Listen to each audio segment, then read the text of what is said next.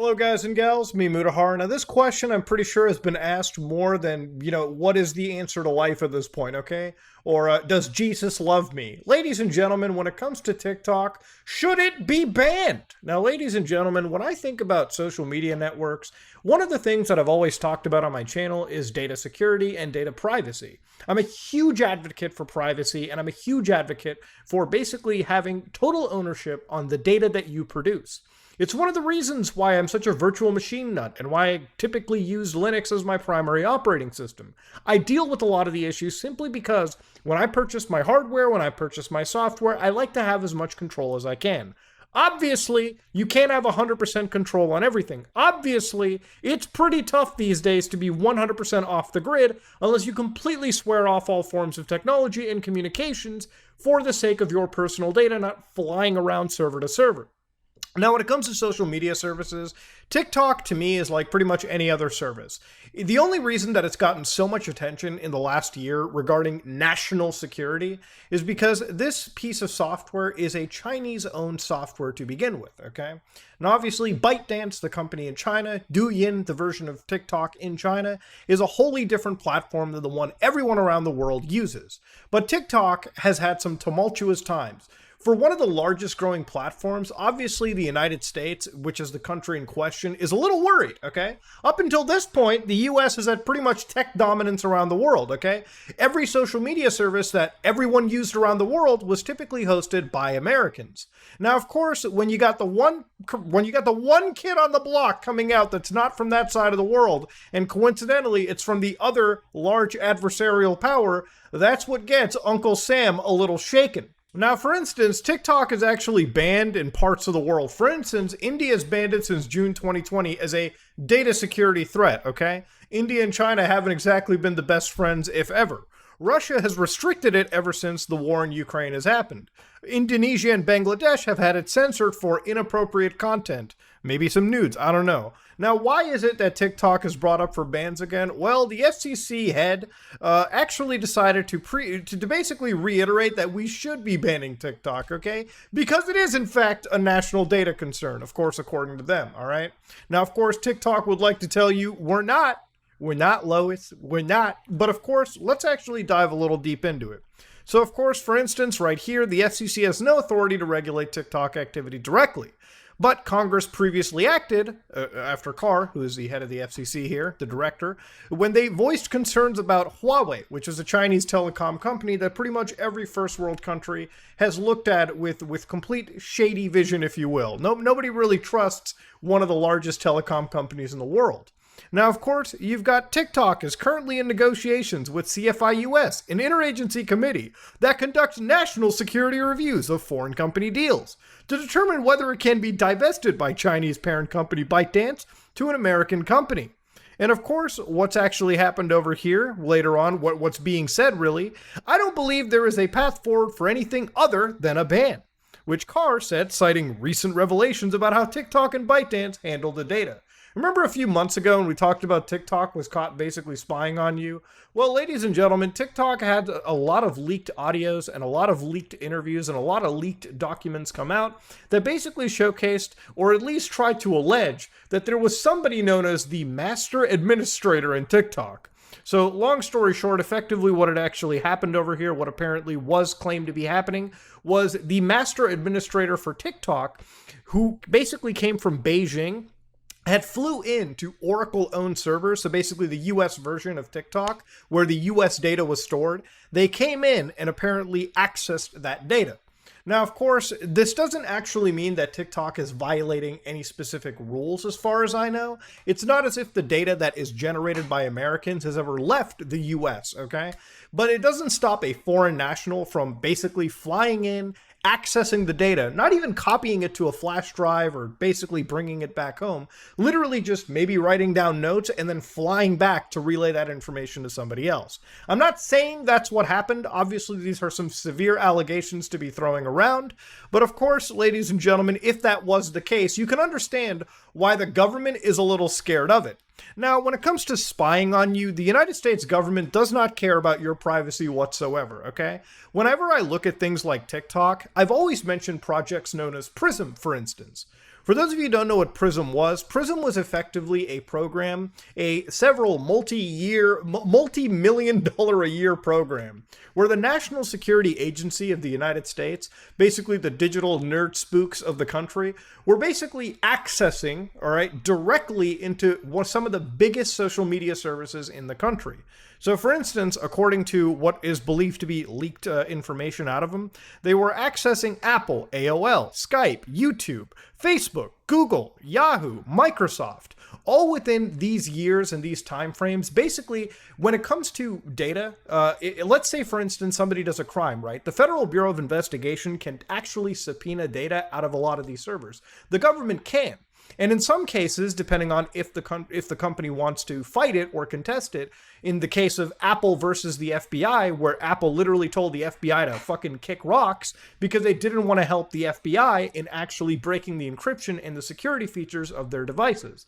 Obviously, if it comes out that Apple, who is so privacy focused in the world of digital products, was actually cracking the actual security of their devices for the Federal Bureau willy-nilly, why would anybody trust them?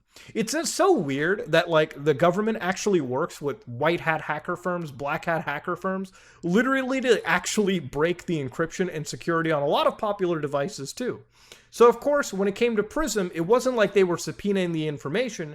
They literally apparently had direct access to those company servers. So when it comes to data surveillance and data privacy, we've never been safe, all right? Ever since things like the Patriot Act or a lot of these email tracking services that happened way in the early 90s, we've never actually been free of any form of data surveillance. The only reason TikTok is so in the news right now when it comes to a national security threat is this is the first piece of actual software that's not controlled directly by the government themselves. Now, of course, I can actually see why the US government is so worrisome when you have one of the largest growing social media services and you don't have an in to the back end of that data, all right? Now, of course, given the fact that TikTok is being used by a lot of government officials, especially politicians, during these political cycles that come up, it is a national security concern when you've got your adversarial power literally having the tech company where all these politicians and these high-profile actors could be feeding their personal data into. If you were part of the government and the security apparatus of it, you would genuinely be worried too. When I think about the government and what really scares them is recently, about a day or two ago, it came out from one of the news agencies, The Intercept, which basically showcased leaked documentation between the Department of Homeland Security and various tech companies out there, where they were basically detailing with the very controversial Disinformation Governance Board, where basically a lot of the big tech companies were apparently in bed with the government. Now, of course, if you don't know what the Disinformation Governance Board is, it's basically a panel where they want to combat things like misinformation. Look, misinformation is a serious problem on the internet, okay? We've gone past the point of, image boards creating some dumb, goofy macros about microwaving iPhones and laughing at the idiots that fall for that nonsense, to serious, full-blown conspiracies that can cause some serious, absolute harm. Now, of course, who decides misinformation is a very controversial question to ask too. If it was up to me, I would obviously hope that it would be a giant group of individuals that would peer review and aggregate information together to find out what is the empirical truth, not what I guess one government would claim, okay? Because governments change all the time. Information today could be misinformation tomorrow or vice versa. But of course, this is such a controversial situation, this is such a controversial board, that back in August 2022 of this year, the Homeland Security Advisory Council literally terminated this board entirely, but that didn't stop a lot of these leaked documents from actually releasing. Now, I'm not going to jump into it too hard because these are CISA, Cybersecurity Advisory Committee documents. They're very confidential, and I don't want a bullet to the back of my goddamn head, okay? But the reason I'm mentioning all of this full circle is TikTok as a company would never ever allow the United States or any of its Homeland Security partners access to this level of control, especially for a product that is owned wholly by China, okay? This is a Chinese product, all right? Obviously in China, as we understand, the Chinese government absolutely overtly tells you that state surveillance is a thing. They absolutely have full reign and full back doors into any Chinese tech company out there, okay? No Chinese tech company is truly safe. All their CEOs know it, their executives know it, a lot of the people behind there just know that if they don't play nice with the government over there, they don't have a chance to operate, okay? It's not like over here where you can fight the government, take them to court, do whatever you want. Over there, if you don't comply, you're done. All right. And of course, TikTok would never ever allow any US agency this level of access, which is one of the reasons why so much of a hoopla is made about national security. If you can't control it, you sure as hell have to try and suppress it. Now, this might come across as me somewhat defending TikTok, but the reality is I'm one of those individuals where, to me, it's either all okay or none of it's okay. You know, I'm one of those people where, like, when it comes to data security and privacy, I don't trust any social media service out there. I don't trust American services. I don't trust Chinese services. I don't trust Russian services. I don't trust Indian services. I don't trust Canadian services. Hell, I don't trust big governments and big corporations entirely when it comes to the processing of data. Throughout time and time again, throughout my entire life, I've always been told good things about, hey, we need to look into your files to preserve national security. What do you have to hide? So on and so forth. Every time you give somebody an inch, they will always take a mile. My data is my data exclusively, and if the government or any agency truly wants it, then they should absolutely subpoena it like it should have been done. Letting somebody have this much unfettered access into your life, you might as well leave your entire front door unlocked, your car keys in your car completely unlocked. Anybody can take whatever they want at any given time. Ladies and gentlemen, it's not about having nothing to hide. It's about having basic respect for yourself and a little bit of goddamn privacy. Now, the reason why I'm not ever defending TikTok in this capacity either is you can look at TikTok's privacy policy and know that they are just as data hungry as any other company out there. Now, of course, what they look for, and you can absolutely look at this throughout any company's privacy policies. So we're going to look through TikTok's privacy policies like boring adults that we are, okay? For instance, they got all your personal information. You give them your information, your username, password, date of birth, email, and your telephone number, okay? Then they've got your user content, so any videos you upload and whatnot, your behavioral information. What's really wild is we collect user content through preloading the time of creation, import, or upload. So of course, what's wild is if you use any of their filters and effect, we may collect a version of your user content that does not include the effect. We may collect information about the images and audio that are part of your user content, such as identifying objects and sceneries, the existence and location with an image or face and body features and attributes, nature of audio. They're looking at almost everything they can. They can use this for demographic classification, content moderation, for content and ad recommendations, and other non-personally identifying operations. And again, you kind of just have to take them at their word for it, okay? You've also got information from third parties. We may choose to share certain data with us from third parties or through the use of the platform. We may collect such third-party data automatically. So of course, they detail what third-party systems they have. Then they've obviously got things like your technical information. So of course, they may collect certain information about the device you use. Platforms such as your IP address, your user agent, mobile carrier, time zone settings, identifiers for advertising purposes, model of your device, device system, network type, device IDs. They are getting such a fingerprint on you that even if they're not personally identifying you, the fingerprint is so fucking tied to you that it might as well be completely identifying information anyways. Oh, they didn't collect my name and blood type, but they got the other 99 markers. I guess, really? Are you that dumb? Then you've got things like your location. So for instance, we collect information on your approximate location. Now there's two different location settings anytime you're tracking somebody. There's approximate and then there's actual like fine location services. So basically what they're gathering is location information based on your SIM card or your IP address. So your general location. Now with your permission, we may also collect precise location data, such as your GPS. Now they could probably do this just so you can like tag where you filmed it. For instance, like let's say that I made a video in like downtown Toronto Eaton Center. Well, they could just say that, hey, Muda filmed this at the Eaton Center. They got my fine information at that point. Whether that's only used for nice cutesy purposes or maybe for some hardcore granular tracking purposes, who knows? All right, it's really up to you.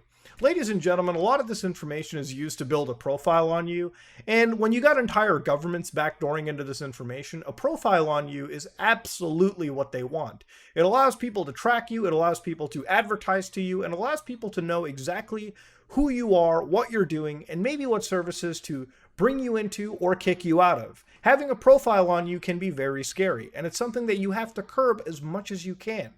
Of course, it's not even just social media services that do this. For instance, one of the things that I wanted to really bring up was privacy related to vehicles. Now, this is the website known as Privacy for Cars. They basically talk about privacy when it comes to vehicles and data stored within them. Have you ever bought a used car? I've bought a used car plenty of times in my life, and what's really wild about them is that they have onboard GPS services. Every single time I've ever bought a car, the previous owner never deleted their home address. You know how fucking scary and wild it is to sit in a car and then you press the route to home button, as you're testing the car out, and it immediately routes to the previous person's exact address? Yeah, some people just sell cars and don't even wipe the onboard information out of them. They leave their cellular information, their home addresses, where they like to go, their work address, who they've been calling, exact numbers. It's some wild, wild shit indeed. And of course, a lot of these car companies these days are tracking exactly where you drive, what you're listening to, all within their onboard computers, and using it to build profiles on you. And who knows who they share this information with? They could share it with insurance companies that probably see how you drive and may choose to jack up your insurance rates or jack them down, depending on how erratic of a driver you actually are. Look, I'm getting on a million tangents, but to tie it back into it, should TikTok be banned? If we're banning TikTok based on the idea of it spying on you, then every application should be banned.